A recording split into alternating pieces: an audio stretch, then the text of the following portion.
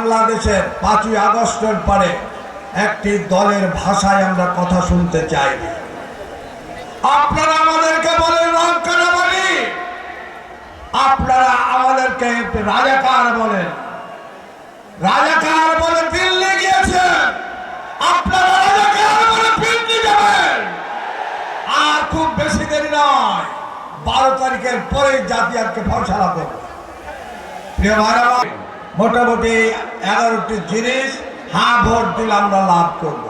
একটি দল না ভোটের পক্ষে নেমেছিল, যখন দেখছে সবাই হ্যাঁ ভোটের পক্ষে, তখন কয়েছে যে হারাও আছে, পরে বলছে হারাও আছে। কি কথা ঠিক না? এই জন্য আমি আপনাদের কাছে বলবো, হ্যাঁ ভোট দিতে হবে, আর দাঁড়িপাল্লায় ভোট দিতে হবে।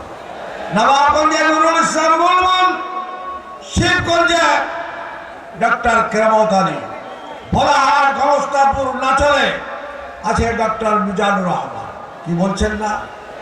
আজকে আপনাদের সুসংবাদ দিন, বাংলাদেশের মানুষ জামাত ইসলামকে ক্ষমতায় দেখতে চায়।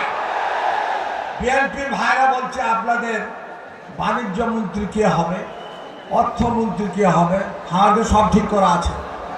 প্রেসিডেন্ট, প্রধানমন্ত্রী কে হবে, সব ঠিক করা আছে, আপনারা ঘাবড়াবেন না।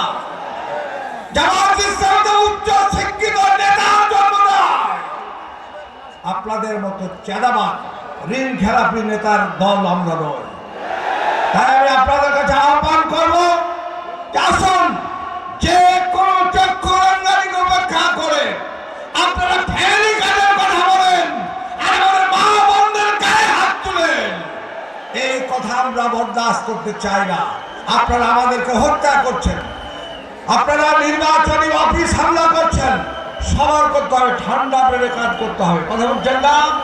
আমরা দেশের ক্ষমতায় আসতে চাই, ওনারা ক্ষমতা থেকে বিদায় নিতে চায়, যার কারণে তারা ডাবল তাবল কথা বলছে।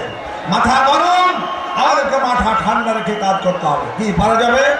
এখন থেকে আরামকে হারাম করে 12 তারিখের বিজয় ছিনিয়ে আনার জন্য চেষ্টা করতে হবে।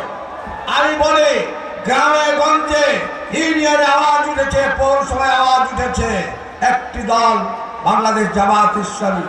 এই জন্য আমি আপনাদের কাছে আহ্বান করব, আসুন আপনারা ঠান্ডা হয়ে বসে আছেন, আমি একটু